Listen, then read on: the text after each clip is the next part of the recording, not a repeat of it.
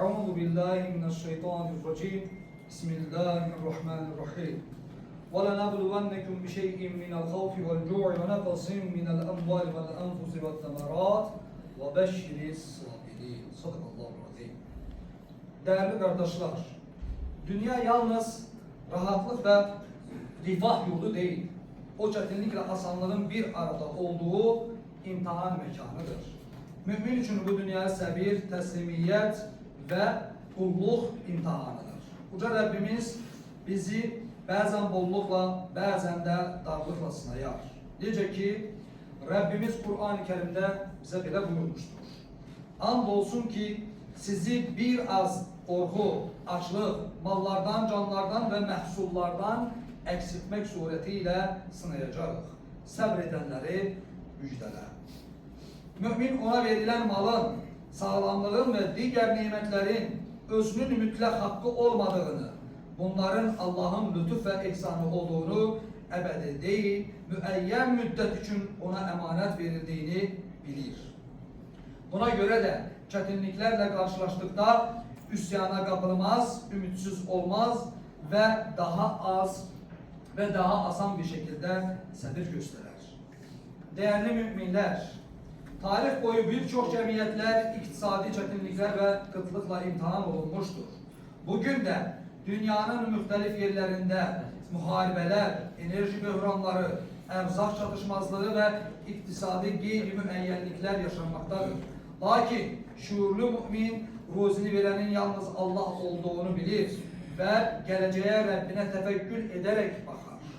Çünkü Kur'an-ı Kerim'de bize bile buyurur.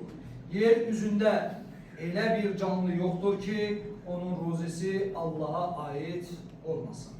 Sevgili Peygamberimiz sallallahu aleyhi ve sellem Efendimiz de bir hadisi şerifinde insanın özü için takdir edilen ruzini ölmeden evvel mutlak alacağını, ona göre de haram yollara asla el atmamalı olduğunu bildirerek bile buyurmuştur.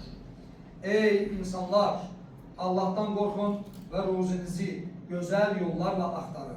Hiçbir kez Allah'ın onun için takdir ettiği ruzini geç de olsa almadan ölmez. Öyleyse Allah'tan korkun, ruzinizi halal yollarla kazanın, halalı götürün, haramdan ise çekinin, uzak durun. Bununla yanaşı mümin bir taraftan Rabbine tevekkül ederek diğer taraftan da çetin günlere karşı tedbirli olmalı ve israftan ise uzak durmalıdır. Hususiyle dövrümüzde geniş yayılan haddinden artık istihlak hastaliğinden çekilmelidir. Böyle oldukta insan Allah'ın ona bahşettiği nimetlerden ölçülü ve mesuliyetli şekilde istifade eder. İhtiyaçla israf arasındaki tarazlığı kurmuş olur. Çünkü nimetin kadrini bilmek hem şükrün talebi hem de çetin zamanlarda metin kalmanın en mühim yollarından birisidir. Kur'an-ı Kerim'de Hz. Yusuf Aleyhisselam'ın kıssasında israftan çekinmek, kenahet etmek, mesuliyetli davranmak ve tedbirli olmanın çok güzel numuneleri gösterilmiştir. Değerli kardeşler, Kur'an-ı Kerim bizi yoksulluk korkusu aşılayan düşüncelerden de bile çekindirir. Şeytan sizi yoksullukla korkudur ve sizi çirkin işleri emreder. Allah ise size öz tarafından bağışlanma ve bol nimet vaat eder. Hakikaten Allah'ın lütfu geniştir, o her şeyi bilendir. Bu ayet-i kerimede bahsedilen yoksulluk korkusu edilecek yardımlar sebebiyle malın azalacağından narahat olmaktır.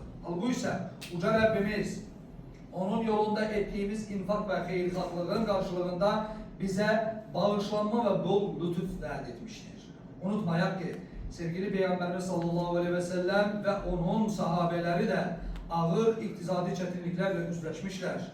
Lakin onlar bile günlerde birbirlerine dayak olmuş, paylaşmayı ve yardımlaşmayı artırmışlar.